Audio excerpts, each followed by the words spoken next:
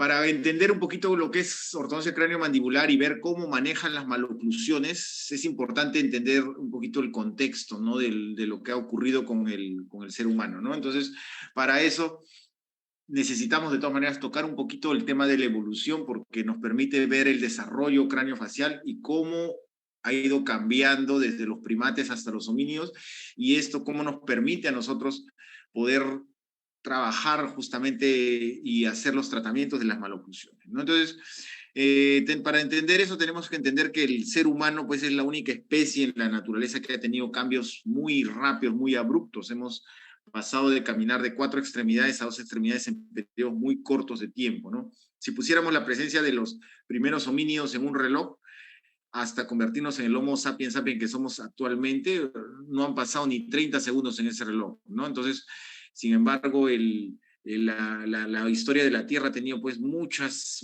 etapas, muchas horas que no han habido homínidos que han evolucionado. Pero sin embargo, hemos sido la única especie que ha tenido una evolución tan rápida, nos hemos convertido en la especie dominante, con una inteligencia superior al resto, y todos esos cambios han ocurrido de manera abrupta, repentina, con imperfecciones, pero que nos convierten en los seres que somos actualmente, ¿no? A tal punto, pues, que somos la única especie en la naturaleza que desarrollamos maloclusiones. No vamos a encontrar otra especie en la naturaleza que desarrolle maloclusiones.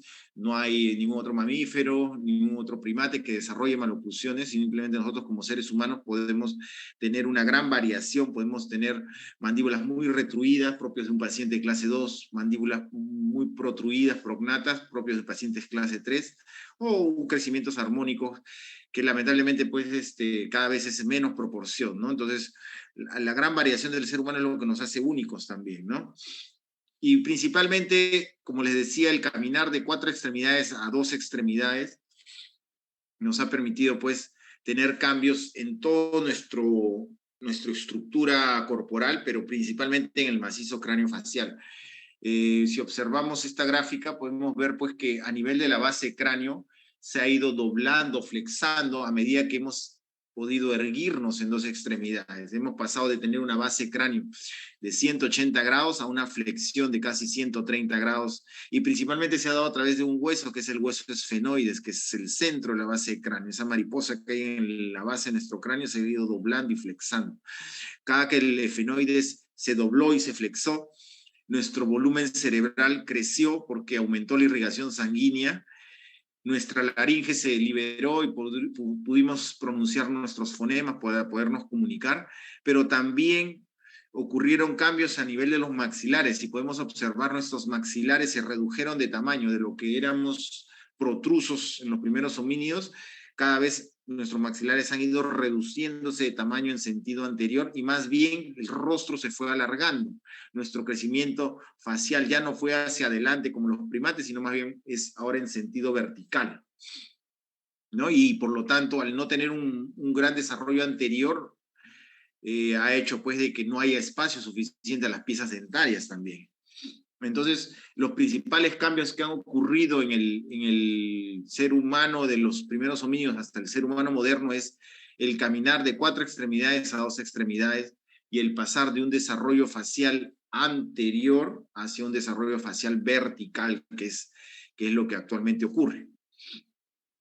Y si pudiéramos ver, por ejemplo, este gráfico, podríamos ver de que la parte del neurocráneo, ya cuando uno recién nace, está desarrollada casi un 60%, pero en cambio la parte del viscerocráneo, es decir, el rostro, la cara, solo un 30%, y hasta que se convierta en un adulto, hay casi un 70% de desarrollo en el rostro, en el alargamiento del rostro, ¿no? Entonces, comparando un cráneo de un recién nacido a un adulto, pues vemos pues, que nuestro rostro principalmente se ha alargado, como es parte del desarrollo. O sea, ya no hay un crecimiento anterior, sino un crecimiento vertical del rostro, justamente por todos estos cambios en la parte evolutiva, ¿no? Y, como les digo, nuestros maxilares se han ido reduciendo de tamaño. En los primeros primates prácticamente teníamos espacio para todos los dientes, hasta las terceras molares, incluso teníamos nuestros espacios primates y tranquilamente ingresaban todos los dientes. Pero ahora, como el desarrollo ya no es anterior, sino vertical, ya ahora no hay espacio para las terceras molares, muchas veces ni siquiera para los caninos u otros dientes, ¿no? Hay apiñamientos cada vez más severos que nos permite, pues, decir de que con la evolución las maloclusiones están y siguen aumentando justamente por esa falta de espacio y por ese pobre desarrollo anterior de los maxilares, ¿no? Nuestra cara cada vez son más rectas y nuestras caras cada vez son más largas, ¿ya? Entonces, maloclusiones vamos a tener para rato. Por un tema evolutivo, cada vez va a haber más y más pacientes con falta de espacio para los dientes, por un tema evolutivo también.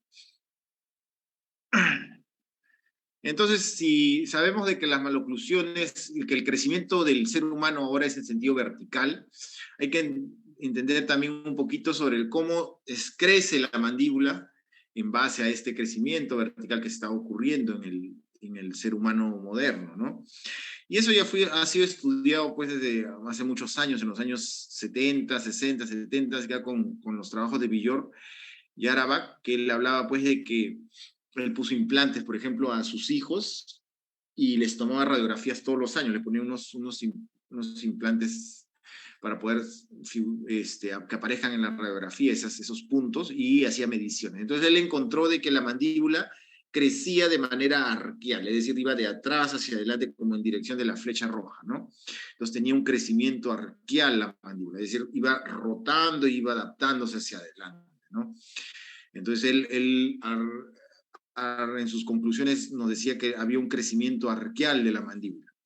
Después, estudios como los de Ricketts en los 70 también, él nos hablaba pues que este ángulo que estaba del lado del plano oclusal al punto chi, al punto PM, se mantenía constante con la edad, desde que aparecían los dientes hasta que se convertía en un adulto. Entonces, eso solo se explica justamente por ese crecimiento arquial que tiene la mandíbula, ¿no? Entonces, ya se tenía esa idea desde hace muchos años de que la mandíbula tenía un crecimiento arqueal. Los japoneses hicieron unos estudios en cráneo, después en radiografías, y básicamente pues estas imágenes son sacadas del profesor Sadao Sato, en lo que él hablaba pues de que miren, lo mismo que ocurre, las mismas descripciones que hablaba de Villor Ríquez, ¿no? Que la flecha roja nos daba que la mandíbula tenía un crecimiento arqueal, es decir, iba de atrás hacia adelante, pero también encontraron otros hallazgos, como podemos observar. Si miren la imagen de la parte 0, 2, 3, 6 son la edad del paciente. ¿Ya? Entonces, voy a activar el puntero, ya. Entonces, cuando no habían dientes, si trazábamos el plano oclusal, es decir, que iba a los rebordes, llegaba a la altura del cóndilo, ¿no? Pero a los 2 años que ya aparecen los dientes de leche, miren cómo este plano oclusal se fue aplanando y miren la distancia de este plano oclusal al cóndilo se fue aumentando. A los 3 años aumentó más, a los 6 años, miren cómo con la erupción de la primera molar permanente se alejó mucho más el plano oclusal del cóndilo, a los 10, a los 14. Entonces, no era solo que la mandíbula tenía un crecimiento arqueal, es decir, rotaba hacia adelante, sino que también había una horizontalización del plano oclusal. Es decir, el plano oclusal empezaba por el crecimiento a descender, a aplanarse en condiciones normales, ¿no? Y por lo tanto el punto B, es decir, el punto de la sínfisis mandibular se iba adaptando hacia adelante, ¿ya? También se observó de que la inclinación sagital condilar, es decir, esta línea roja que es la inclinación de la eminencia del temporal, a medida que iban saliendo los dientes, iba empinándose más, iba aumentando. ¿Por qué? Porque esta inclinación sagital condilar, que es lo que se llama, está influenciada directamente por la posición de los dientes. Entonces, esto lo llevaron pues a unas conclusiones y encontraron y llegaron a esas conclusiones, ¿no? Este gráfico lo grafica, ¿no? ¿Qué ocurre en el crecimiento? Desde que nace el niño con una mandíbula retruida hacia atrás, por eso los niños son clase 2 y cuando crecen y se llegan adultos se convierten en un paciente clase 1. La mandíbula rota, tiene un crecimiento arquial. Si lo vemos con la cabeza mirando hacia el lado derecho, tiene un crecimiento antihorario, ¿ya? Y hay un aplanamiento del plano oclusal, es decir, los dientes van a erupcionar, pero la suma de ese crecimiento que hay en los dientes nos da como conclusión que el plano oclusal se va horizontalizando, se va aplanando, justamente al compararlo con un plano de referencia, que en este caso era el plano de Frankfurt, y por lo tanto el punto B de la sínfisis se iba adaptando hacia adelante, iba avanzando, ¿ya? Entonces eso es lo que ocurre con el crecimiento normal, ¿no? Entonces, ese cambio de posición mandibular que ocurre de manera primaria, justamente por la erupción de los dientes y ese aplanamiento del plano cruzal que lleva y empuja la mandíbula hacia adelante, influye directamente sobre el cóndilo mandibular. El crecimiento condilar responde de manera secundaria a esos cambios adaptativos en la posición mandibular. Antes se creía que el cóndilo era un centro de crecimiento primario, es decir, genéticamente estaba determinado el tamaño del cóndilo, cómo iba a estar el cóndilo. No, ahora se sabe ya, hace un tiempo ya, que el cóndilo responde de manera secundaria justamente a la posición mandibular. ¿Qué quiero decir con esto? Si la mandíbula no tiene capacidad de rotar e ir para adelante, ese cóndilo va a quedar sin crecer, va a quedar muchas veces comprimido, aplanado, pero si más bien la mandíbula sobre rota y se va mucho para adelante, ese cóndilo se alarga porque es un centro de crecimiento secundario. Y eso es un dato muy importante porque eso lo podemos usar a favor tanto en niños, pero también en adultos, porque el cóndilo crece toda la vida, ¿ya? Y esto corresponde también a las teorías, ¿no? Las teorías de crecimiento. ¿Se acuerdan que estudiamos en la universidad las teorías de Scott, de sutural de Sicher, la teoría de la matriz funcional de Moss, la cibernética de Petrovic, la teoría de Van Limburg, que era la genética, o de Camargo? Entonces, básicamente, lo que estoy explicando encaja mucho en la teoría de Petrovic, ¿no? Que dice que la teoría de Petrovic nos dice que la función oclusal es un factor importante en el crecimiento mandibular y que el movimiento de la mandíbula depende de la acción del sistema nervioso y los músculos. Es decir, la parte de la oclusión, la mordida, el plano oclusal influye directamente en el crecimiento mandibular, es lo que nos decía Petrovic ya en los años 80. ¿Ya? Entonces, entendiendo esto, podemos decir que en el crecimiento facial humano, el niño nace con una mandíbula retruida en una clase 2 y es con el crecimiento que en el 45% de los casos se llega a rotar la mandíbula correctamente, aplanarse ese plano oclusal y convertirse en una clase 1. Pero en el otro 45% de los casos no logra adaptarse completamente esa mandíbula, no logra rotar ese plano oclusal, no logra aplanarse en lo normal y queda atrapado en una clase 2. Tiene casi el 45% de los niños se quedan atrapados en una clase 2. Y más bien en el 10% de los casos, esa mandíbula se sobreadapta por un excesivo aplanamiento del plano oclusal y la mandíbula se va para adelante y se proyecta y se convierte en un paciente clase 3. ¿Ya? Entonces, como le decía, los niños teniendo una mandíbula retruida o esa mandíbula queda en esa posición retruida y no logra adaptarse, y ocurre en el 45% de los casos, o hay una sobreadaptación y se va la mandíbula hacia adelante, y solo el 45% de los casos tiene una buena adaptación y queda a una clase 1. ¿Ya? El ser humano nace siendo clase 2 y es la mandíbula con el incremento de la dimensión vertical. Es decir, ese aplanamiento del plano oclusal que les he dicho que ocurre de manera normal, otra forma de decirlo es incremento de dimensión vertical posterior, es decir, los dientes erupcionan, crecen y el plano oclusal se aplana. Entonces ese crecimiento normal que ocurre de los dientes, que permite el aplanamiento del plano oclusal, es lo que permite que la mandíbula logre adaptarse correctamente hacia adelante. ¿Ya? Por ejemplo, en esta imagen vemos un cráneo que tiene una buena dimensión vertical, es decir, un buen aplanamiento. Esas líneas rojas son el plano oclusal que con el crecimiento se ha ido aplanando. Entonces, hay un buen incremento en la dimensión vertical. Entonces, ha permitido que la mandíbula rote y se adapte, como habíamos visto en las teorías, y logre encajar en una clase 1.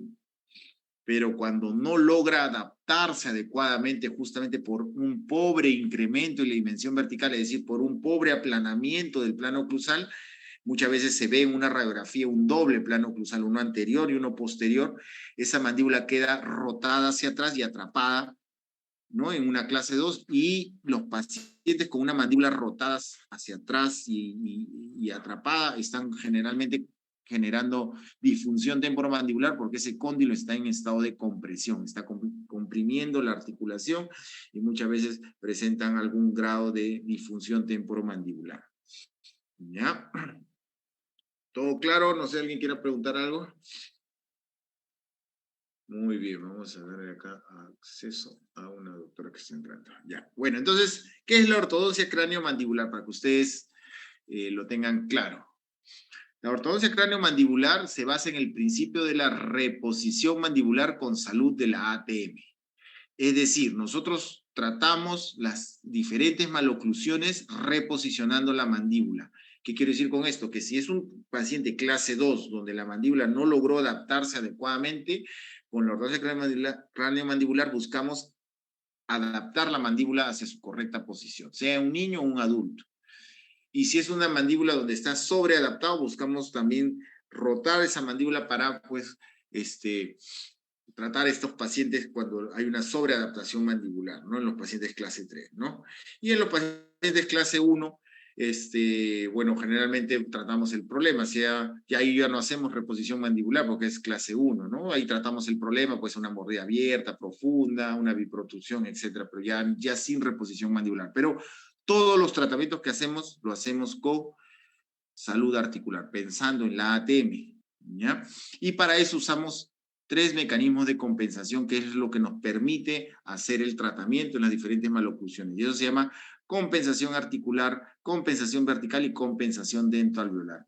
La compensación articular es justamente cuando un paciente necesitamos reposicionar la mandíbula y justamente sea un paciente con disfunción temporomandibular, buscamos descomprimir esa articulación compensándola para avanzar la mandíbula, o es un paciente clase 2 donde la mandíbula está atrapada, entonces hacemos compensación articular para que ese cóndilo pueda moverse e ir hacia adelante sin perder el disco, sin hacer un daño en la articulación, ¿no? Eso se llama compensación articular. Entonces, generalmente la compensación articular la hacemos en pacientes clase 2 o en pacientes que tengan disfunción temporomandibular. La compensación vertical es básicamente el aumento de la altura facial inferior, y eso lo hacemos en pacientes lo que llamamos ángulos bajos, es decir, puede ser un paciente clase 2 ángulo bajo, un paciente clase 3 ángulo bajo, donde le falta altura a la cara, ¿no? El tercio inferior está corto, donde necesitamos ganar altura. Entonces hacemos compensación vertical. Y la compensación dentoalveolar es cuando movemos dientes, ¿no? Dientes, sea pues inclinamos dientes o desinclinamos dientes. Por ejemplo, en la ortodoncia, una convencional, la que usualmente se hace, la mayoría de los tratamientos para adultos es compensación dentoalveolar, es decir, un paciente clase 2, ¿qué hacemos? Sacamos premolares, ponemos nuestro arco de retracción y retrocedemos dientes. Eso simplemente es un camuflaje, una compensación dentoalveolar, ¿no? Un paciente clase 3 o una línea media desviada, extracciones asimétricas, eso es compensación dentoalveolar. Pero nosotros no sacamos premolares, nosotros hacemos compensación articular, vertical, y en algunos casos compensación dentoalveolar, o más que todos hacemos descompensación dentoalveolar, básicamente cuando los dientes están muy palatinizados, le devolvemos inclinación normal, ¿no? Pero todo esto lo hacemos, y este es el punto fuerte, todo esto lo hacemos en un articulador, no podemos trabajar sin llevar al articulador nuestro caso de nuestro paciente. Y ese es como decir, el caballito de batalla de ortodoncia cráneo-mandibular. Todos los casos los hacemos con montaje en articulador. Yo al inicio he trabajado muchos años haciendo extracciones de premolares, básicamente basándome en modelos de ortodoncia, esos blancos que usualmente se toman con radiografía, y nunca hacía montaje en articulador, ¿no? Desde que descubrí que el montaje en el articulador había, porque yo tenía conocimientos que se hacía, por ejemplo, cuando hacíamos ROT o relación céntrica, que hacían en algunos casos montaje, nunca me llamó la atención, pero cuando descubrí y manejé ortodoncia cráneo-mandibular y entendí los mecanismos de compensación, cómo tratar los pacientes haciendo el montaje en el articulador y haciendo la calibración en el articulador, de verdad se abrió otro mundo completamente de lo que es ortodoncia, ¿no? Yo les invito a que conozcan ortodoncia cráneo-mandibular y la ventaja que te da el montar en un articulador, ¿no? A veces tener unos modelos en la mano no es igual, no tienes tu referencia, no tienes planos de referencia, ni usando fotos, no tienes planos de referencia para saber realmente cómo está posicionado esos dientes contra el cráneo, ¿no? Como vamos a ver, bueno, en los casos seguro que ahorita les voy a mostrar, ¿no? Entonces la compensación articular, como ven en el articulador, en el lado izquierdo la mandíbula está retruida y en el lado derecho la mandíbula está protruida, ¿no? Entonces ahí avanza la mandíbula justamente para llegar a una clase 1, ¿no? Y hacemos una calibración en el articulador, ¿no? Que eso es todo un tema aparte, ¿no? El otro mecanismo, por ejemplo, para tratar es compensación vertical, por ejemplo, este paciente clase 3 severo, miren, con una mordida cruzada severa, abrimos el pin incisal de nuestro articulador, y miren, ya no se hace tan severo, ¿no? Ya se genera una apertura de la mordida y se sostiene esta mordida y ahí empezamos a tratar. Ya es mucho más fácil tratar esta mordida en clase 3 a esta mordida. Muchos dirían, esta mordida no la podemos tratar ortoquirúrgico el paciente. No, el paciente no es al final ortoquirúrgico, si nosotros usamos los mecanismos de compensación, ¿no? Y lo otro es la compensación dento-alveolar, pues, ¿no? Como le digo que a veces necesitamos inclinar o desinclinar dientes, pero sin sacar premolares, ¿no? Porque las premolares cumplen una función muy importante en boca, ya sería cuestión de motivo de otra conferencia, si los que quieran hablar la importancia de las premolares para poder conservarlas en boca, cumplen una función muy importante, ¿no? En boca, no es cuestión de retirarlas así nomás. Pero miren, estos casos son de pacientitos que se les ha hecho el tratamiento de ortodoncia cráneo-mandibular, ¿no? Con una mandíbula retruida, miren cómo ha avanzado. Acá no he usado aparatos por la cara ni nada, ¿no? Simplemente ha estado una mandíbula en una posición más retruida y una posición más adelantada. ¿Ven? Y eso es parte del tratamiento. Igual, esta paciente adulta, una mandíbula retruida y una mandíbula más adelantada. Igual acá también una mandíbula más retruida y una mandíbula más adelantada. Y acá otro paciente también con una mejora del perfil facial, ¿no? Acá también tengo otra paciente, un caso de asimetría, ¿no? Entonces, ¿qué hacemos en ortodoncia cráneo-mandibular? ¿Cuál es lo que nos basamos para poder nosotros tratar a nuestros pacientes, ¿no? Entonces, acá no usamos aparatos grandes, aparatos que van por la cabeza, ¿no? Ya esos aparatos también ya los estamos dejando de usar, ya los, como vamos a ver ahora en los casos, son de otro tipo la forma del manejo, mucho más práctica y mucho más simple. Pero bueno, todo basa, lo único difícil en ortodoncia cráneo-mandibular, no difícil, pero lo único laborioso en ortodoncia cráneo-mandibular es hacer el diagnóstico. Y el diagnóstico lo hacemos, es un diagnóstico completo. No demora media hora, no, demora por lo menos 4 sesiones solo de diagnóstico para poder nosotros armar el caso clínico de nuestro paciente. Pero realmente les acelera, les facilita enormemente cualquier tratamiento de ortodoncia, ¿no? O sea, hacer este tipo de diagnóstico funcional, como les voy a mostrar, les permite pues que su tratamiento después no excede el año y medio de tratamiento realmente, ¿no?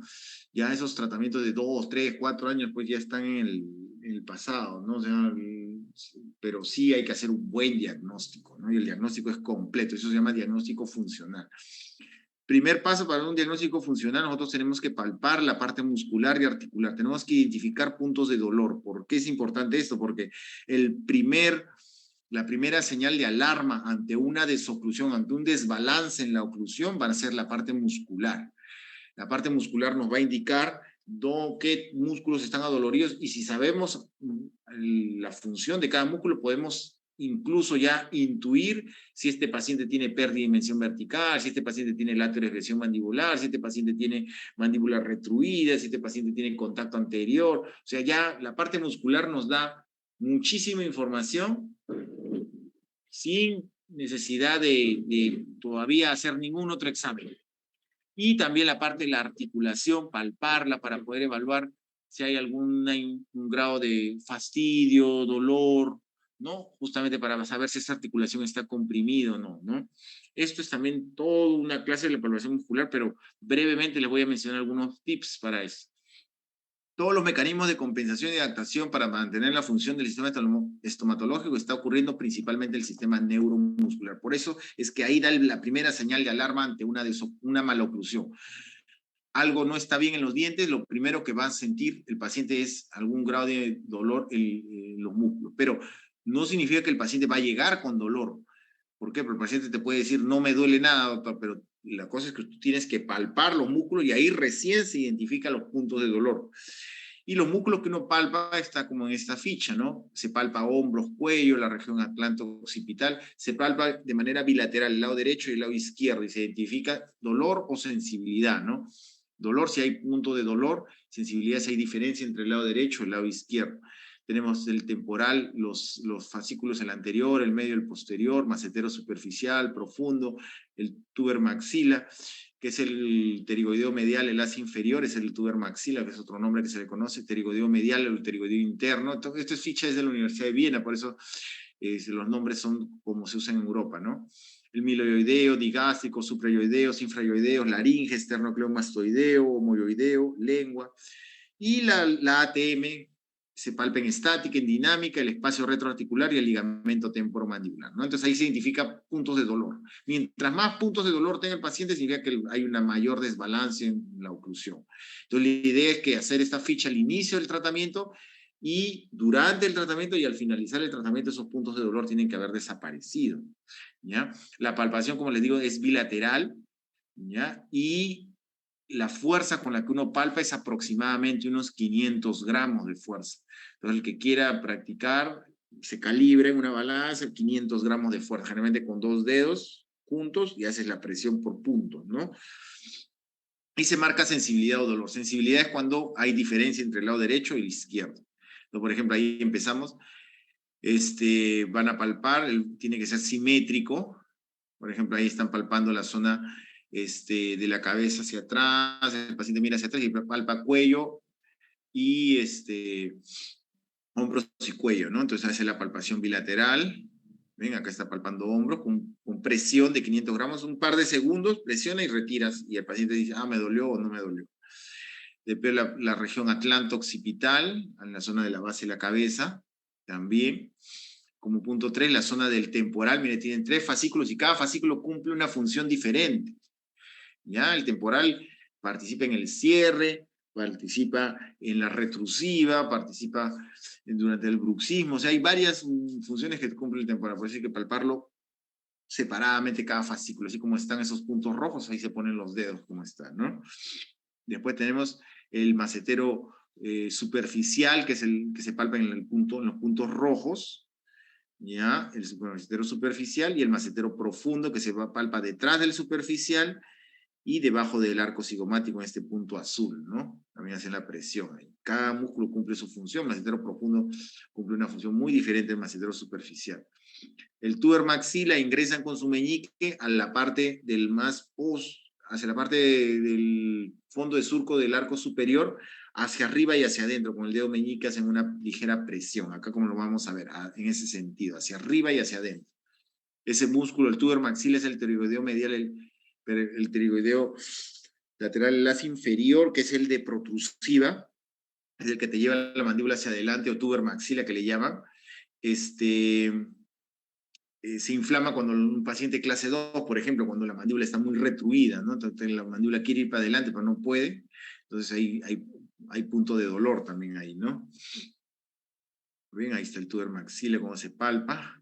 Después el pterigoideo medial o el pterigoideo interno, que lo conocemos acá. El pterigoideo medial se palpa a nivel de la zona a la altura de la muela del juicio, como presionando hacia el piso de boca, pero a la altura del 7 o del 8, ¿no? Que es donde está la muela del juicio, ¿no? De ahí tenemos el miloioideo, que lo palpamos a la altura del 6, es decir, de la primera molar hacia el piso de boca. Y el digástrico, que lo palpamos detrás de los incisivos también, ¿no? De ahí tenemos los músculos suprayoideos, también es una presión ligera, los infrayoideos, esta es la parte suprayoidea, los infrayoideos, la parte de la laringe, hablamos que su función, que esté moviéndose adecuadamente en línea recta, la zona de los infrayoideos, que les digo debajo del ioides, el esternocleidomastoideo y el homoyoideo también, ¿no? El homoyoideo lo palpamos por delante del trapecio y por encima de la clavícula hay una pequeña depresión, ahí se hace la presión para el homoyoideo, y para el esternocleidomastoideo hacemos girar la cabeza y se marca el músculo. ¿no? Esos son los músculos que vamos a palpar durante la parte de la palpación muscular. De ahí tenemos la palpación de la ATM. De la ATM vamos a evaluar, pues, por ejemplo, pues, en estática y en dinámica, ¿no? En estática y en dinámica vamos a palpar. Sí, bueno, están preguntando 50, doctor. Este es tomado del libro del profesor Slavicek, ¿no? Que ya tiene algunos años.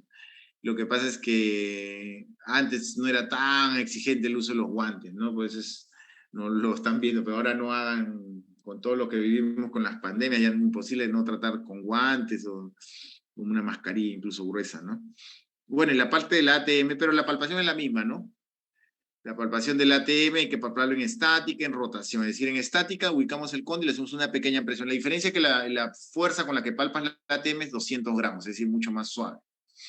¿Ya? Entonces, en estática, después rotando, haces abrir al paciente y ahí palpas el mismo cóndilo en rotación, en apertura, y de ahí, con la misma boca abierta, te vas detrás al espacio retrodiscal y de ahí un poquito más abajo al ligamento temporomandibular, ¿no? Entonces, ahí está en estática, de ahí le haces abrir al paciente en rotación, de ahí te vas detrás del cóndilo al espacio retrodiscal, y de ahí del espacio retrodiscal un poquito más abajo, ahí es el punto donde está el ligamento temporomandibular, ahí, más abajito, del espacio retrodiscal, ahí para palpar, con 200 gramos. ¿Ya? El segundo estudio para el diagnóstico funcional que tenemos que hacer en ortodoncia cráneo-mandibular es, ya les mencioné hace un ratito, el montaje en el articulador. O sea, es muy importante hacer el montaje en el articulador. ¿Ya? Y vamos a ver por qué es importante. El montaje en el articulador. Por ejemplo, esta paciente aparentemente tiene los incisivos súper salidos, ¿no? Si no le hiciéramos montaje, muy probablemente el plan de tratamiento, vemos sus fotos intraorales, ¿qué diríamos acá? Bueno, esta paciente de repente va a necesitar extracciones de primeras premolares, y como es full clase 2, va a necesitar microtornillos para retroceder todo ese sector anterior que está con una inclinación demasiado severa, ¿no? Entonces es lo primero que podríamos planificar, ¿no? Pero miren cómo varía cuando hacemos el montaje en el articulador. Entonces esta paciente planificamos el montaje en el articulador, llevamos con el arco facial y observamos en el articulador que si el borde superior del articulador es Frankfurt, porque estamos reproduciendo con el arco, el arco facial se llama arco facial anatómico, porque estamos reproduciendo un plano anatómico que es Frankfurt, que corresponde en este caso al borde superior del articulador. Miren, los incisivos superiores están normales, están en una buena inclinación incluso. Entonces el problema no era en la parte superior. Miren cómo está su mandíbula al llevarlo al articulador. La mandíbula está completamente retruida. Entonces el problema no era el maxilar superior, el problema era en la mandíbula que está retruida. Entonces por eso es importante analizar un modelo en el articulador, porque no tienes otra forma de ver esto, ¿no? Te puedes llevar a malos diagnósticos. Entonces es así como realmente el paciente muerde, ¿no? Y a esta paciente lo que hay que hacerle es avance mandibular, es decir, en lugar de retroceder arriba, que está bien, es avanzar la mandíbula hacia adelante, ¿no? Y ahí se van haciendo con unos topes y vamos mejorando su perfil de la paciente, ¿no? ¿Ya? Hay que tener mucho cuidado que en esos casos donde están normal los incisivos y hacemos extracciones y retrocedemos más los incisivos, los ponemos más rectos. Muchas veces esos pacientes desarrollan con el tiempo disfunción temporomandibular porque los incisivos se convierten en una barrera que la mandíbula choca, inmediatamente retrocede y comprime la articulación y vuelve a ocurrir que genera disfunción temporomandibular. Por eso muchos pacientes que han tenido extracciones de premolares terminan con disfunción temporomandibular con los años. Justamente por eso, ¿no? Otro estudio que se hace, pero este estudio se tiene que hacer también en articulador, se llama el CPM mecánico, que es la medida de la posición condilar, es decir, el grado, la comparación de la compresión articular, pero medido en el articulador. Doctor, cefalométricamente no se puede determinar la posición mandibular. Sí, pero tendrías que usar como plano de referencia, pues en este caso estamos usando plano de referencia Frankfurt, ¿no? Si tú usas el análisis de Steiner o el Ricketts, que lo tomas como referencia al Porion, al Apogonium, ya ahí también te puede variar, porque no es, pues tendrías que usar un plano de referencia, pues que te mida realmente cómo está respecto a la base del cráneo, ¿no? O al cráneo en sí, ¿no? En este caso medirlo con Frankfurt, ¿no?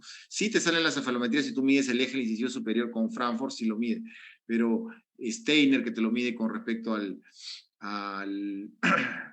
al incisivo superior, a la línea, al NA, o Ricketts, que lo mide al Apogonium, o otros autores que no usan unos planos que realmente estás midiendo el cráneo, puede llevarte a errores también, ¿no? Entonces también tienes que ver qué tipo de análisis vas a usar, ¿no?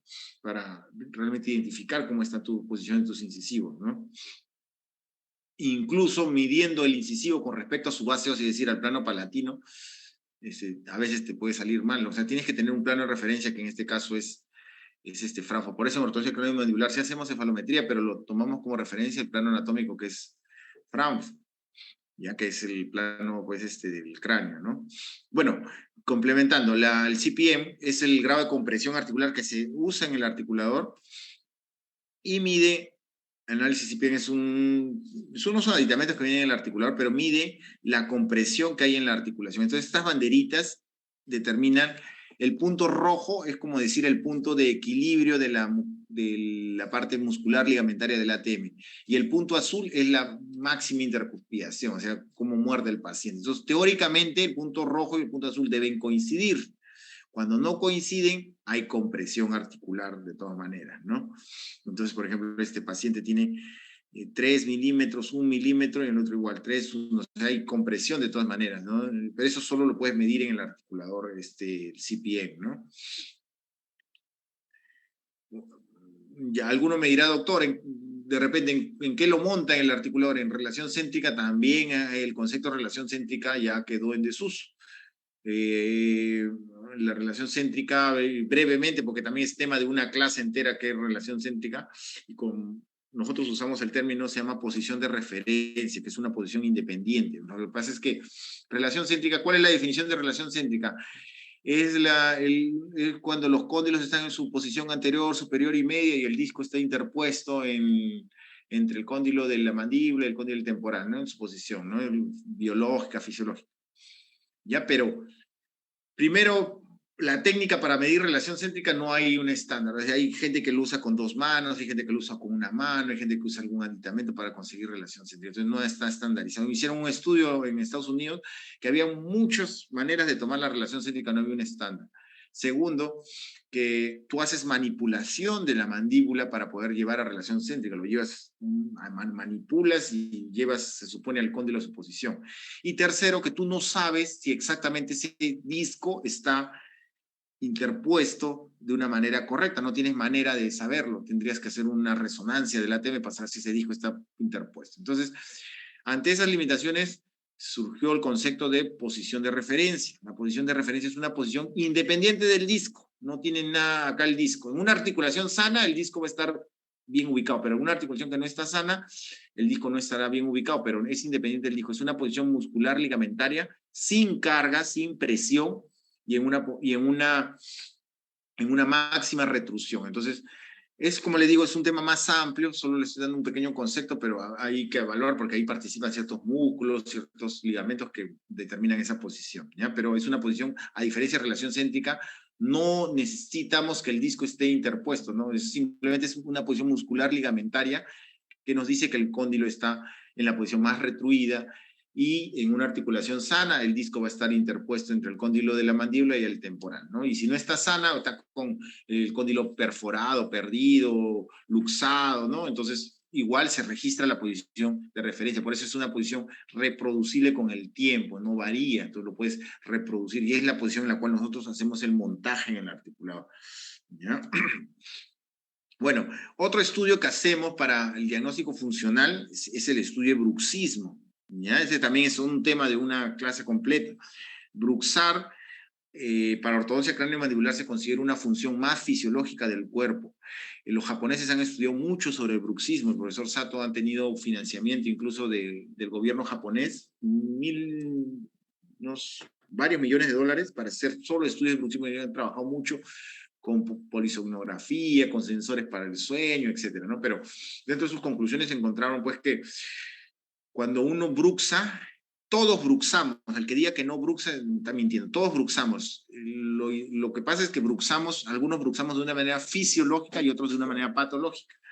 El bruxar de manera fisiológica tiene sus beneficios enormes para el cuerpo. Libera estrés, baja la presión, libera ciertos mediadores que incluso hasta el problema de neoplasias puede controlar, mantiene la temperatura corporal ideal, o sea, tiene muchos beneficios para el cuerpo humano el bruxar de una manera fisiológica, ¿no?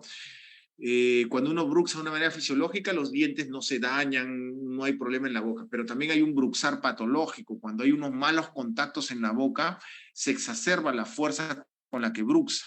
Entonces ahí es donde vienen rotura de curaciones, fractura de dientes, disfunción temporomandibular, porque la fuerza del bruxar se exacerba hasta por 6 veces. Entonces es tanta la fuerza que puedes dañar la articulación. Todo porque no tienes una buena oclusión, ¿no? Entonces nosotros no buscamos que el paciente no bruxe, sino que bruxe, pero de una manera fisiológica. Entonces hay que saber cómo está bruxando. Y para eso los japoneses idearon lo que se conoce como el Bruch-Checker o la lámina de Bruch-Checker, que es una lámina tan finita que prácticamente el paciente no la siente en boca, ¿no?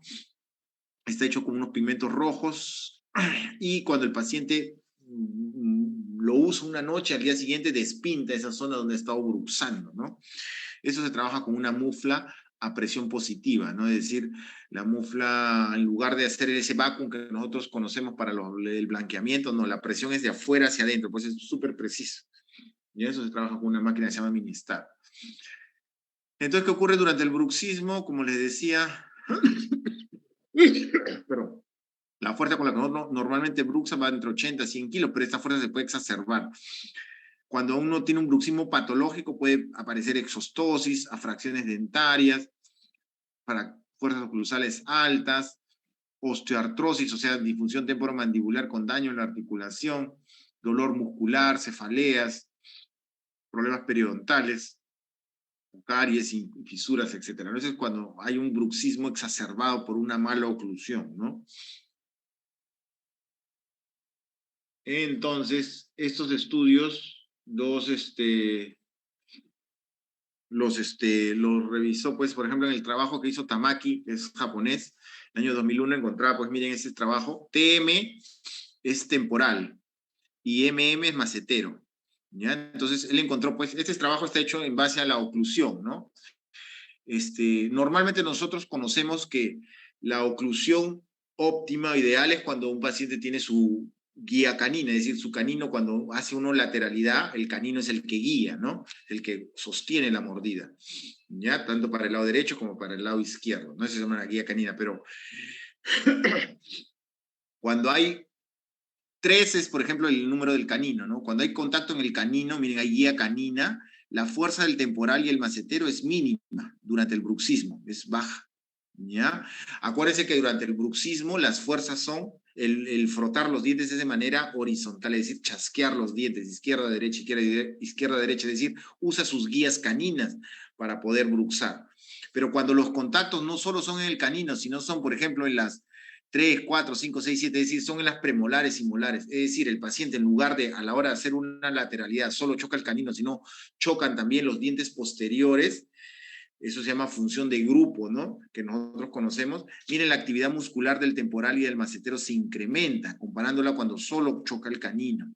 ¿Qué quiero decir con esto? Que cuando el paciente tiene una oclusión ideal con una guía canina buena, la fuerza con la que bruxa es óptima. Pero cuando tienen contactos que no son ideales, contactos posteriores, como son las molares y premolares, cuando hace las lateralidades, la fuerza con la que bruxa el paciente se exacerba hasta por 6 veces. Y es por eso que daña y provoca todo lo que hemos mencionado hace un ratito, ¿no? Daño articular, problemas periodontales, etcétera, ¿no? Mientras más, la conclusión de ese estudio fue que mientras más posteriores fueran los contactos durante las guías laterales, es decir, durante la lateralidad, mayor actividad muscular existe, por lo tanto, mayor fuerza al bruxar. ¿Qué debemos evaluar durante el bruxismo? Por ejemplo, esta paciente se le dio un Bruch-Checker al inicio de su tratamiento y miren dónde está la fuerza a la hora que bruxa. en la parte posterior, prácticamente en la segunda molar. Ya les dije hace un ratito, según el estudio de Tamaki, mientras más posterior sea la guía, es decir, porque cuando uno bruxa hace lateralidades. Entonces esta paciente ha hecho lateralidades a la hora que ha bruxado. Y mientras más posterior es el contacto, miren, más fuerza bruxa y por lo tanto más daña su articulación. Después de su tratamiento, cuando ya está por terminar su tratamiento, miren, la fuerza en la parte posterior ya se fue. Se ha ido más a la parte anterior, que es lo que debería usar su guía canina. En este caso, acá está su guía canina. Y esta es la otra guía, que es la guía retrusiva, pero no es que esté mal esto, sino que ya está usando su premolar para contener su retrusiva. Entonces, eso es lo que debemos buscar con nuestros tratamientos de ortodoncia, devolver una buena oclusión, unas buenas guías. Y esta misma paciente es así, ¿no? Miren, cuando tenía su inicio de tratamiento, tenía una mandíbula muy retruida, y miren, su cóndilo estaba ya con un aplanamiento, con pérdida de cortical. Después del tratamiento donde la mandíbula ha avanzado, miren, incluso la cortical se ha recuperado, se ha vuelto más radiopaca, ¿no? Entonces eso significa que ha recuperado su salud en la articulación, ¿ya? Otro estudio que nosotros hacemos para el diagnóstico funcional son las ceras de oclusión. Eso nos permite estudiar antes de la ortodoncia, durante la ortodoncia, incluso al finalizar la ortodoncia, para saber cómo están sus guías, cómo está su guía anterior, cómo, cuando el paciente lleva adelante, sus guías laterales, cuando el paciente lleva a los costados, su guía posterior, su guía retrusiva, etc. Todas esas guías se marcan, están en estos puntos dibujados, ¿no? Entonces son 6 ceras que nosotros usamos, son ceras delgadas de un grosor de 0.33 milímetros, que no es caro esos movimientos, ¿no? Entonces, una manera práctica de saber, por ejemplo, cómo el paciente muerde máxima intercuspidación. Acuérdense, cuando hay máxima intercuspidación, deben contactar las cúspides palatinas, no las cúspides vestibulares, ¿no? A la hora de hacer la protrusiva, o sea, hacia adelante, debe tener contacto de la premolar inferior con la canino superior, y al final de la protrusiva el contacto de los incisivos. Entonces, por ejemplo, acá está rompiéndolo en la zona de las molares, está mal esta guía protrusiva. La guía retrusiva, los que ya han llevado algún curso o una conferencia ya saben que se da a nivel de la primera premolar, tampoco lo está marcando acá. La mediotrusión izquierda, que es lo mismo que decir lateralidad derecha, debería marcar el canino del lado derecho, no, está marcando las molares. Y entonces estas ceras nos permiten analizar cómo está la función. Muy rápido, muy práctico, les ayuda bastante durante el tratamiento para saber cómo están dejando la oclusión en su paciente, ¿no? Se hacen las ceras, se hace el morder al paciente y se va estudiando y analizando esos registros. Y se va marcando en nuestra ficha. Otro estudio que usamos en diagnóstico funcional bastante es el estudio de tomografía. Ahora hay centros tomográficos que nos permiten tener un campo más amplio. No el ideal, porque el ideal en otros países, la tomografía cuando pides te sale toda la cabeza completa. Acá hay, pero están un poquito caros esos estudios. Esta tomografía no, que es de campo más o menos amplio, porque a veces no se ve la base de cráneo y a veces hay que hacer mediciones de la base de cráneo hasta los maxilares, pero ayuda, pero no es ideal, pero por lo menos se ve bien claro la ATM, ¿no? Entonces, nos ayuda pues a saber cómo está la ATM. Acuérdense que una tomografía es un estudio de huesos, entonces ahí podemos ver cómo está el ATM, si tiene su cortical, si está aplanado o no. Y acá podemos ver los cortes del cóndilo para ver cómo está la articulación. Podemos hacer algunas cortes, algunas mediciones de algunos ángulos. Hay un ángulo que el profesor Sato refiere que se llama el ángulo de degeneración condilar o ángulo horizontal condilar, que mide de un corte coronal cómo está la inclinación del cóndilo. Mientras más aumentado esté este ángulo, más degeneración va a tener este cóndilo. Entonces, en pacientes con difusión de ATM, este ángulo está más aumentado. Su valor normal es en promedio entre 14 y 17 grados, ¿no? Y, por ejemplo, en estos pacientes que tienen 37, 41, son pacientes que tienen una difusión temporomandibular más severa, ¿no? Eso lo podemos ver con la tomografía también, si pedimos.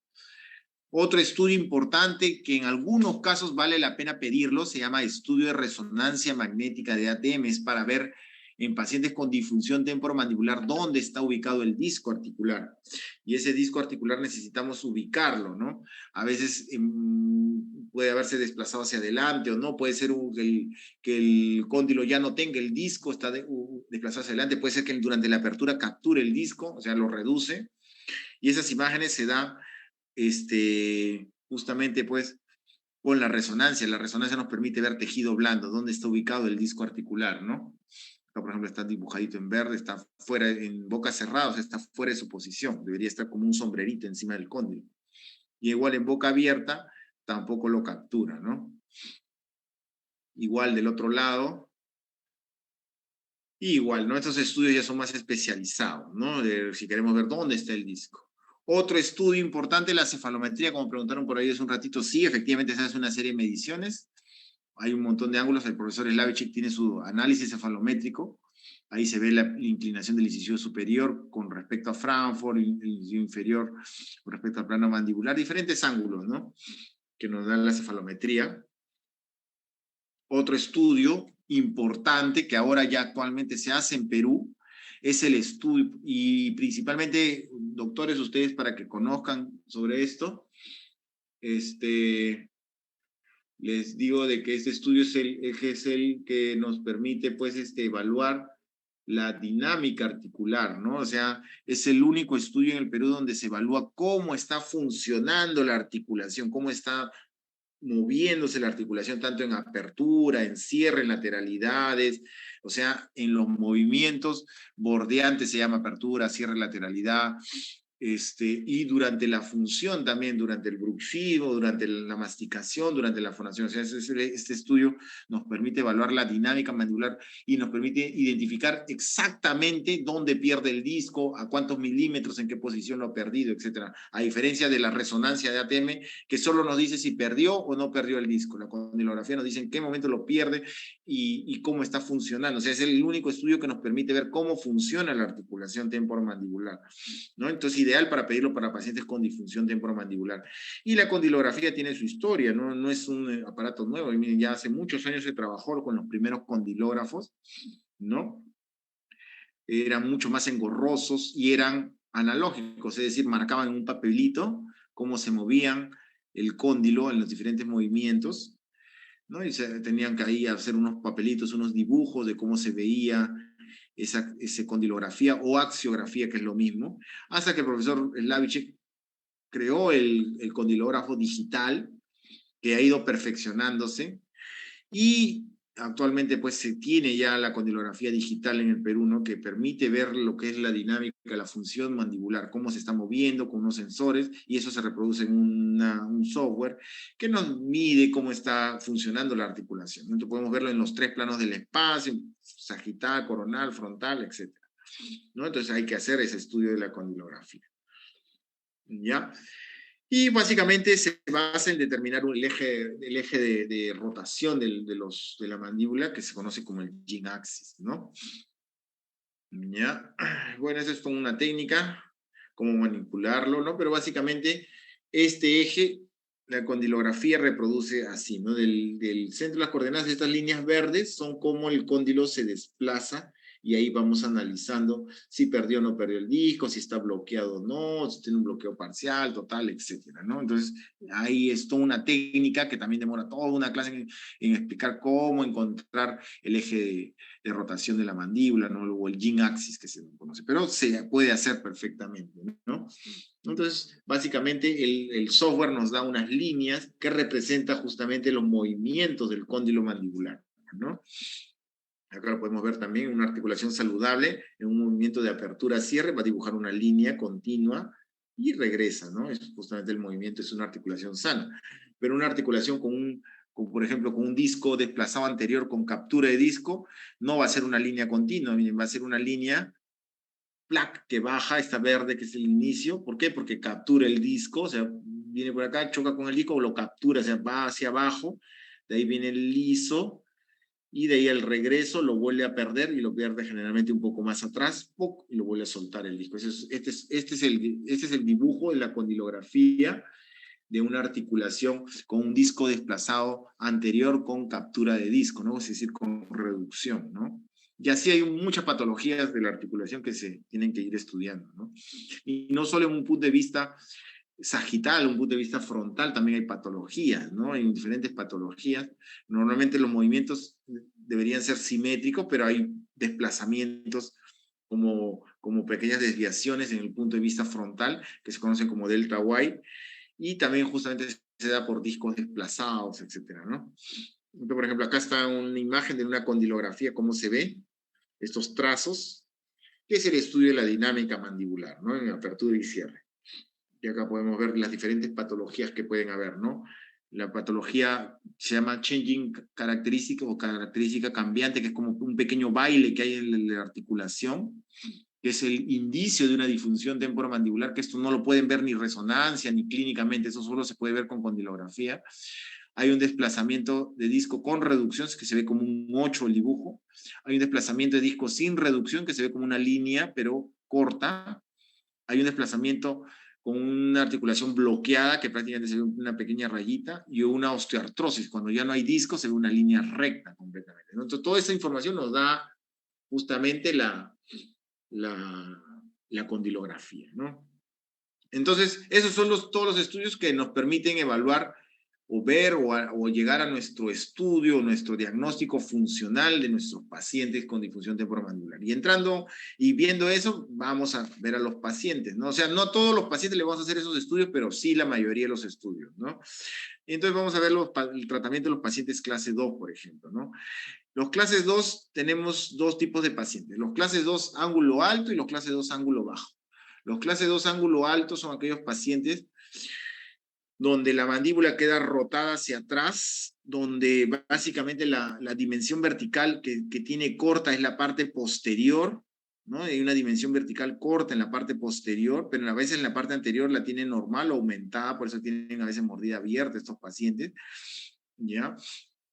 Son perfiles convexos, son los típicos pacientes que antes los conocíamos como clase 2 primera división, los pacientes con incompetencia labial, problemas respiratorios, ¿no? Caras largas, etcétera, pero básicamente la dimensión vertical posterior en estos pacientes está disminuida, está corta, por eso tienen doble plano cruzal, tienen un plano cruzal anterior y uno posterior, como empinado. En cambio, los clases 2 de ángulo bajo son aquellos pacientes que tienen toda la dimensión vertical, tanto anterior como posterior, corta, disminuida. Por eso son pacientes que tienen la cara como aplastada, los labios como aplastados, porque tienen la altura del tercio inferior media corto, disminuida. Están en la mandíbula retrocedida, pero en clase 2, pero está justamente pues atrapada. Otra diferencia entre los clases 2 de ángulo alto y bajo es que el clase 2 ángulo alto, su crecimiento es contrario al crecimiento normal. ¿Se acuerdan que les dije que el crecimiento normal era en sentido rotacional? Es decir, si es mirando a la derecha sería en sentido antihorario, pero la única maloclusión que tiene un crecimiento contrario al crecimiento normal es la maloclusión clase 2 de ángulo alto, que es esa, porque su crecimiento es, en este caso, es siguiendo las manecillas del reloj, hacia abajo y hacia atrás. En cambio, el clase 2 de ángulo bajo, si bien tiene la dimensión vertical corta, pero su crecimiento es según la maloclusión, ¿no? Es decir, según el crecimiento normal, es decir, en sentido antihorario, es decir, hacia arriba y hacia adelante. ¿Ya? Por eso le digo, esto hay que profundizarlo un poco más, pero yo les voy adelantando algunas cosas. Otra particularidad entre los clases 2 de ángulo alto y bajo es la dirección de crecimiento mandibular, del cóndilo mandibular. Miren, los clases 2 de ángulo alto, su cóndilo crece hacia arriba y hacia atrás. Y son cóndilos cortos. Estos puntitos rojos son de varios pacientes. Miren, crece hacia arriba y hacia atrás y de manera pequeña. En cambio, los clases 2 de ángulo bajo crecen hacia arriba y hacia adelante. ¿Ven? Entonces tienen una gran diferencia entre el clase 2 de ángulo alto y bajo. En ese trabajo que hicieron los japoneses, encontraron, pues, por ejemplo, lo que les estoy diciendo, ¿no? Esta es la paciente clase 2 de ángulo alto en rojo. Acá hay, por ejemplo, las medidas las molares de 6 y 7 que están en rojo, significa que tienen pobre dimensión vertical, tanto arriba como abajo. ¿Qué quiere decir con esto? Que la dimensión vertical posterior es corta, pero en cambio los incisivos, premolares, ¿no? Está bastante normal, está en negro. En cambio, la clase 2 de ángulo bajo, low angle, bajo, todo está rojo, que quiere decir que todos los dientes no han crecido, están cortos, ¿ya? Otra diferencia que les dije es que los clases 2 de ángulo alto tienen doble plano cruzal, uno anterior y uno posterior. El posterior es bien empinado. En cambio, los clases 2 de ángulo bajo tienen su plano cruzal posterior bastante normal, muy parecido a la clase 1. ¿Ya? Y para que nunca se olviden, una mandíbula de clase 2 de ángulo alto, miren cómo es alargada, un ángulo goníaco aumentado, y su cóndilo crece hacia arriba y hacia atrás, y corto, pequeño. En cambio, en los clases 2 de ángulo bajo, un ángulo goníaco bien aumentado, y el cóndilo crece hacia arriba y hacia adelante. ¿Ven? Miren la forma del cóndilo, más hacia arriba y hacia adelante. Entonces, ¿cómo tratamos a los pacientes clase 2 de ángulo alto en dentición mixta? Por ejemplo, sea un niño, ¿no? Entonces, por ejemplo, acá tenemos un niño, un esquema de un niño, donde tenemos el dibujo, ¿no? Es un paciente clase 2 de ángulo alto, ¿ya? Ángulo alto. Entonces, los objetivos del tratamiento, básicamente, acuérdense que estos pacientes, ya les dije hace un ratito, tienen el cóndilo hacia arriba y hacia atrás y corto, es decir, es un cóndilo en compresión, completamente en compresión. No hay dimensión vertical posterior, o sea, ese cóndilo está comprimido. Entonces, lo que tenemos que buscar es descomprimir la articulación, descomprimir ese cóndilo, aumentar la dimensión vertical posterior, ya les mostré hace un ratito que está corta, y llevar la mandíbula hacia una posición anterior. Entonces, para eso, como ese cóndilo está comprimiendo, esa mandíbula está comprimida por ese plano cruzal posterior empinado, lo que tenemos que hacer es llevarlo el paciente al articulador, y en el articulador vamos a incrementar la inclinación sagital condilar, es decir, la eminencia, lo que nosotros calibramos nuestro articulador, ¿se acuerdan? En 40 grados que lo hacíamos en la universidad, eso representa la inclinación sagital condilar o CSI.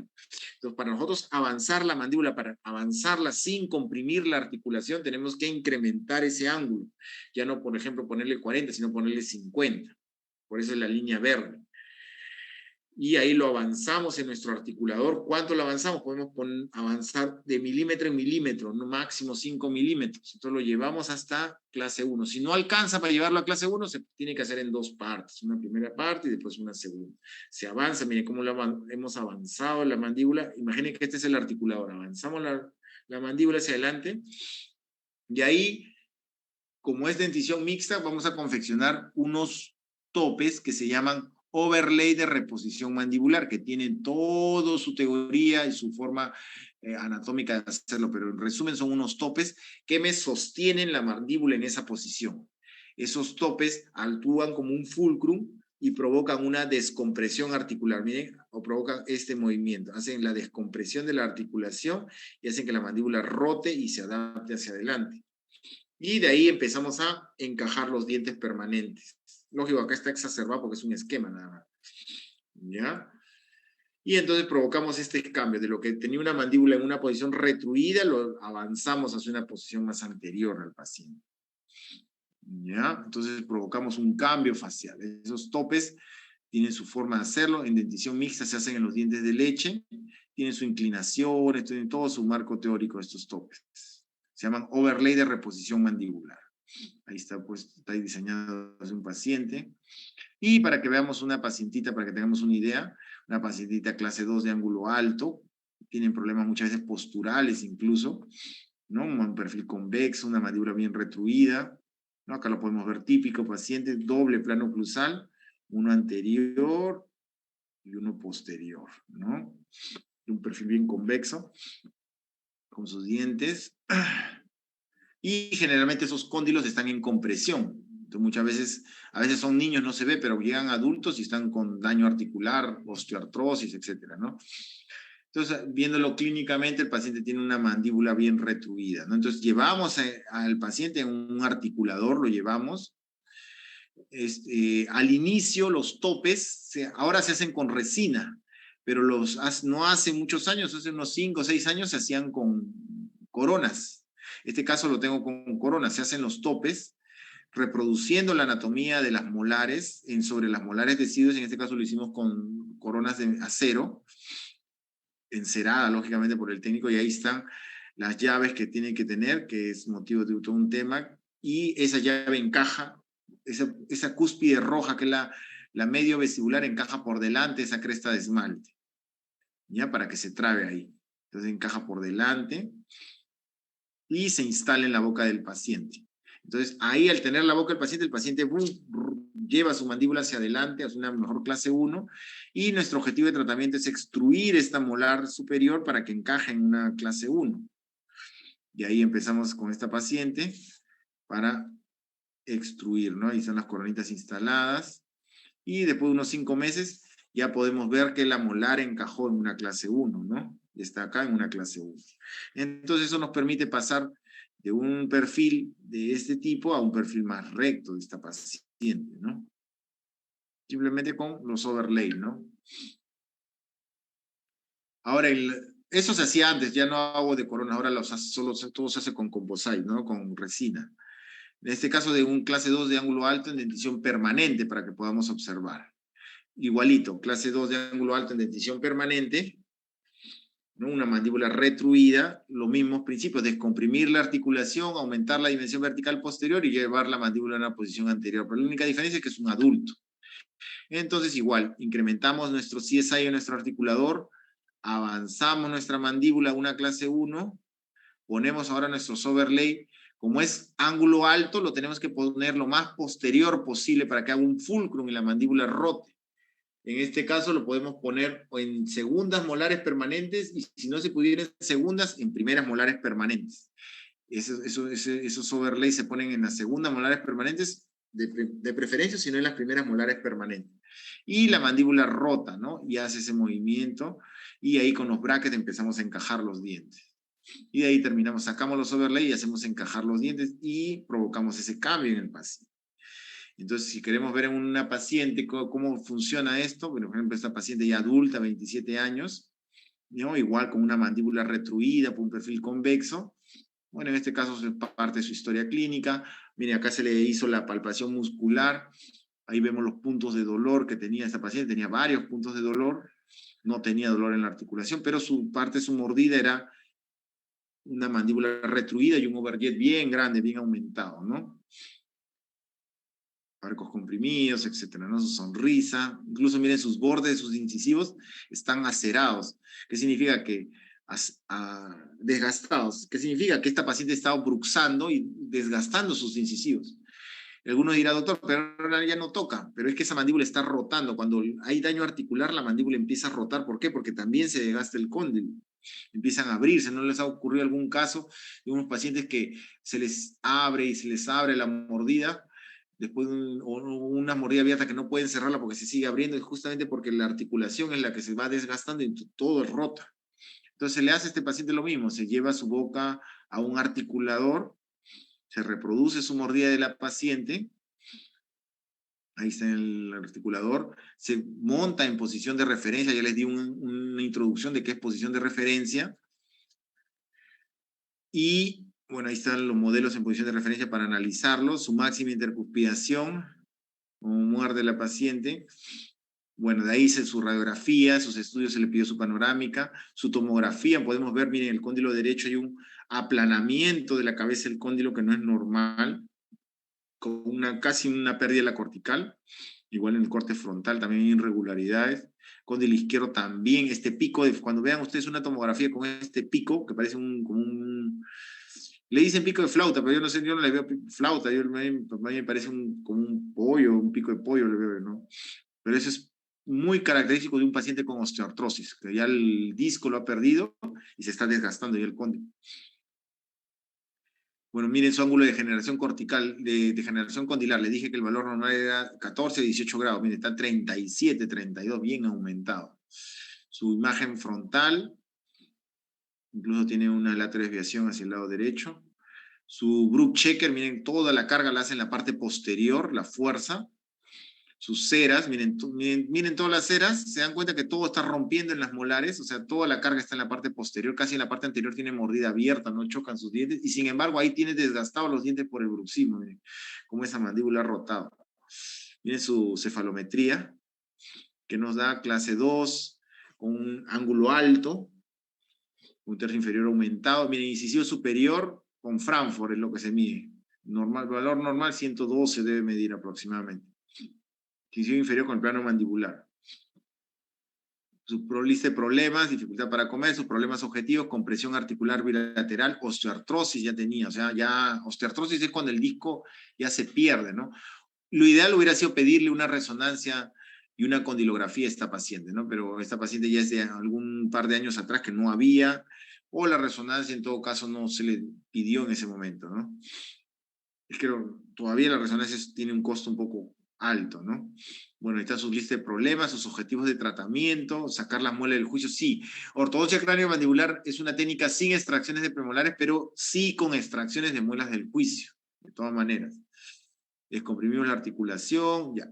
Entonces acá hacemos compensación articular de todas maneras. Acuérdense que les dije que un paciente clase 2, donde necesitamos avanzar la mordida, necesitamos hacer compensación articular. Por ser ángulo alto, no necesita compensación vertical. ¿Ya? Entonces, aumentamos la inclinación sagital condilar 10 grados, avanzamos la mordida y usamos sus overlay en segundas molares. Entonces ahí está su planificación de tratamiento, avanzamos, aumentamos la inclinación, usamos insertos de protrusión para avanzar la mordida de la paciente y le hacemos sus overlay. Miren, acá están los overlay encerados en la última molar para hacer ese fulcrum. Acá vemos cómo funcionan. Apertura y a medida que va cerrando encaja el overlay. Y eso se lleva a boca. Se lleva a boca. Entonces esta paciente con estos topes o overlays, la paciente está descomprimiendo la articulación. Estamos seguros que no hay, la articulación está comprimida. Entonces lo que tenemos que hacer ahora es cerrar esta mordida. Entonces empezamos a cerrar la mordida. Bueno, ahí se le puso un mulligan para ampliar el arco. Ahí está el arco inferior. Bueno, ahí está después de la instalación. Antes de la instalación, después de la instalación. Después ya se empezó a trabajar los brackets. Se empezó a poner sus arcos. Empezó a cerrarse la mordida, ampliar el arco. Usar arcos elásticos para cerrar la mordida. Poco a poco se fue cerrando la mordida. Ahí fue encajando mejor la mordida. Ahí está un replanteamiento. Miren cómo mejora su arco de sonrisa.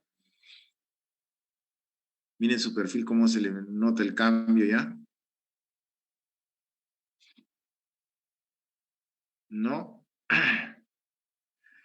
Entonces, así es como se maneja ahorita a los adultos, ¿no? Y ahí se finaliza el caso, pues, ¿no? No tengo la foto ahorita de finalización. Y para tratar a los pacientes clase 3. Los pacientes clase 3, básicamente los pacientes clase 3 tenemos también ángulo alto y bajo, ¿no? Entonces, niños y adultos. Los clase 3 ángulo alto son aquellos pacientes típicos de esas caras largas, alargadas, ¿no? Y los clase 3 ángulo bajo son esas caras, pues, donde la mordida cruzada anterior es bien marcada, ¿no? Entonces, la característica para tratar a niños y adultos en los clase 3 es muy parecida. Ya les voy a contar en qué varía nada más. Los clase 3 de ángulo alto y bajo en niños, imaginemos que este es un paciente clase 3 de ángulo alto o ángulo bajo, ¿no? Para niños. Entonces tiene sus dientes decidos, tiene sus dientes de adultos, hay que sacar las muelas del juicio de todas maneras, retirarlas esas muelas, sí o sí, lo más pronto posible, ¿ya? Entonces, en los pacientes clase 3, esa es una diferencia con el tratamiento de los clases 2. A todos los pacientes clase 3, sea ángulo alto o bajo, se les hace compensación vertical.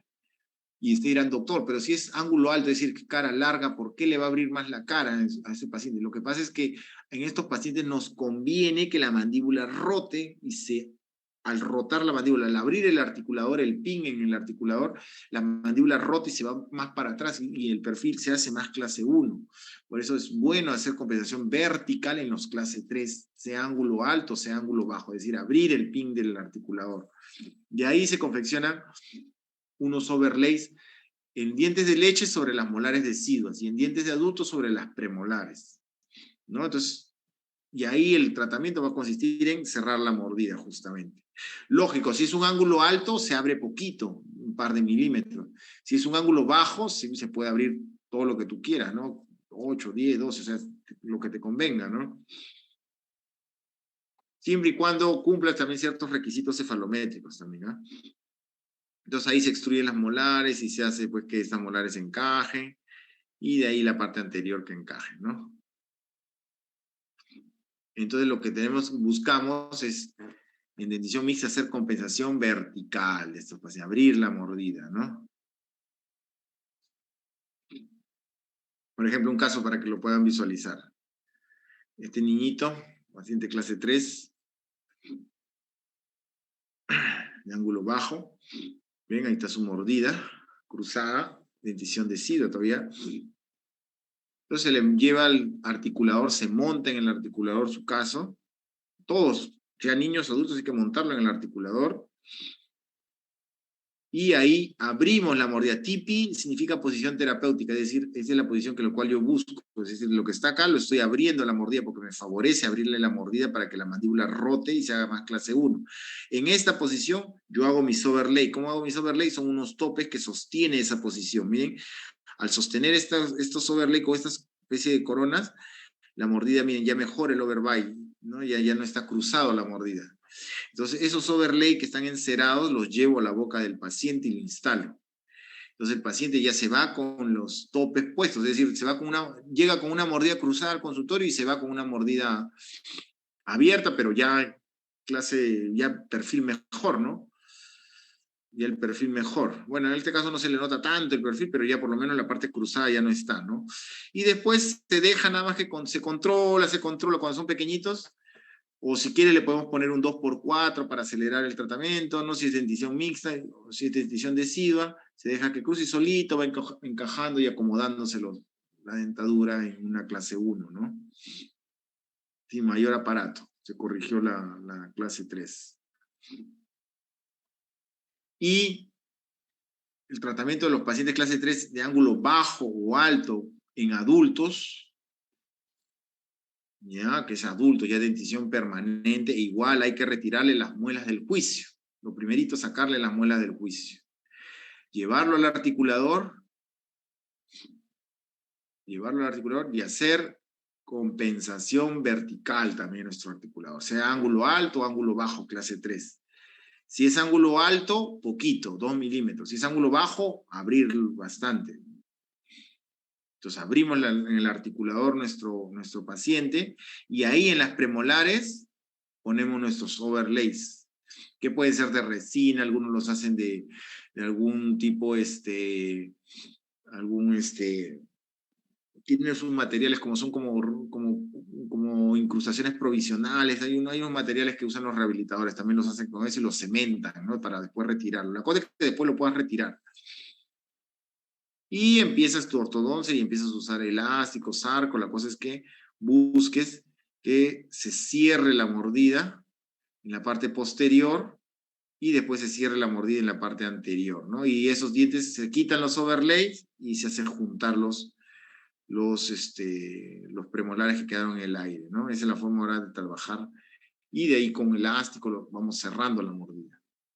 Yo sé que esto es un poco complejo de entender al inicio, doctores, no se preocupen, pero les quiero dar un panorama de lo que se puede hacer con ortodoncia cráneo-mandibular, ¿no? No es tampoco ahorita, porque hay más cosas acá que hay que profundizar más, cómo hacer la biomecánica y todo eso. Entonces, caso clínico, por ejemplo, de un paciente clase 3 de ángulo alto, perdón, ese es clase 3 de ángulo bajo, 14 años, cara bien cruzada sus dientes. Y bueno, igual su parte muscular, inflamada en algunos puntos de dolor. No, látame no tenía. Y dentariamente tenía una mordida bien cruzada, ¿no? Que le habían dicho por todos lados que era quirúrgico el paciente. Entonces es un paciente quirúrgico, clase 3 de ángulo bajo, en adulto. Incluso desviación de la línea media un poquito. Bueno, aquí está su cara, el paciente. Se monta en el articulador en posición de referencia. Ahí están los modelos del paciente en posición de referencia. Su máxima intercuspidación. Comparando las posiciones. Y bueno, se le pide su imagen tomográfica para sacarle las muelas del juicio. No siempre hay que sacarle las muelas del juicio. Su cóndilo derecho. Su cóndilo izquierdo, viene un poquito de pérdida cortical. Muy raro que los pacientes clase 3 presenten disfunción de ATM. La mayoría de los pacientes clase 3 no presentan disfunción. Hay pacientes clase 3 que presentan disfunción.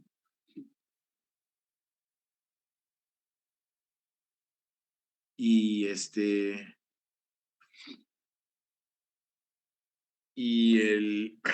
hay pacientes con difusión, pero la mayoría no presentan disfunción temporomandibular. El cóndilo izquierdo, su ángulo de generación condilar, sus ceras, lo mismo que se hace a todos los pacientes. máxima intercuspiración, protrusiva, y se van analizando las mordidas. Sus ángulos que se toman en la cefalometría. Y entonces una clase 3 con un crecimiento mandibular horizontal, es decir, ángulo bajo. Ya, su lista de problemas. Lateral desviación, desviación de la línea media, falta de soporte, maloclusión clase 3 de ángulo bajo, relación molar, derecha-izquierda, todos los problemas que hemos encontrado. Sus objetivos de problema, como este paciente tiene un poco de disfunción, hay que hacerle también compensación articular, por lo que tenía uno de los cóndilos menos aplanados, pero la mayoría no necesita, solo vertical nada más. ¿Ya? Y eso es lo que se hace en la planificación del tratamiento, se hace una compensación articular, un poquito se aumenta. ¿Por qué? Porque este paciente específicamente sí tenía un poco de problemas de la articulación del ATM, pero la mayoría de los clase 3 solo le hacemos compensación vertical, es decir, aumentamos el PIN. En este caso se decidió aumentar el PIN 4 milímetros para abrir la mordida, ¿no? Y se le puso sus overlays. Entonces, esta fue la posición que quisimos trabajar. Acá está la posición. Yo ahorita lo hubiera abierto un poco más. Acá faltó, me parece, abrir un poco más la mordida para que mejore más, porque mientras más abrimos, más la mandíbula retrocede.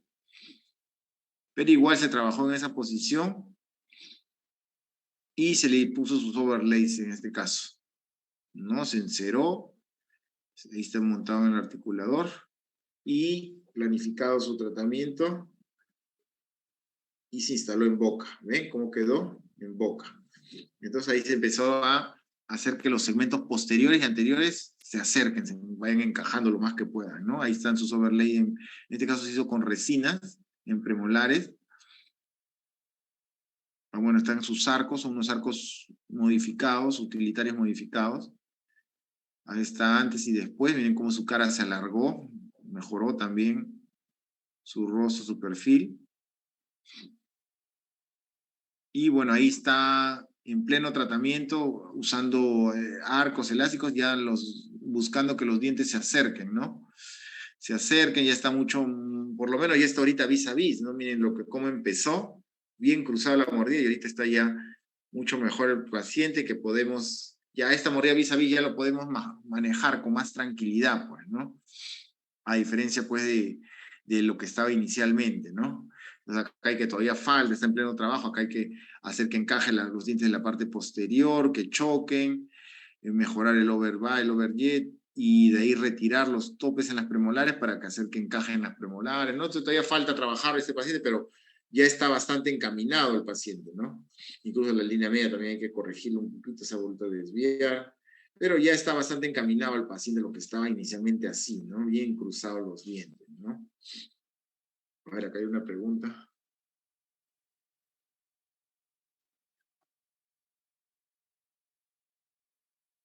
¿Cuánto tiempo se usan los topes, doctor? Los topes se usan hasta que tengas contacto el de los dientes de adulto. O sea, la idea es que sean en los clase 2 o en los clase 3.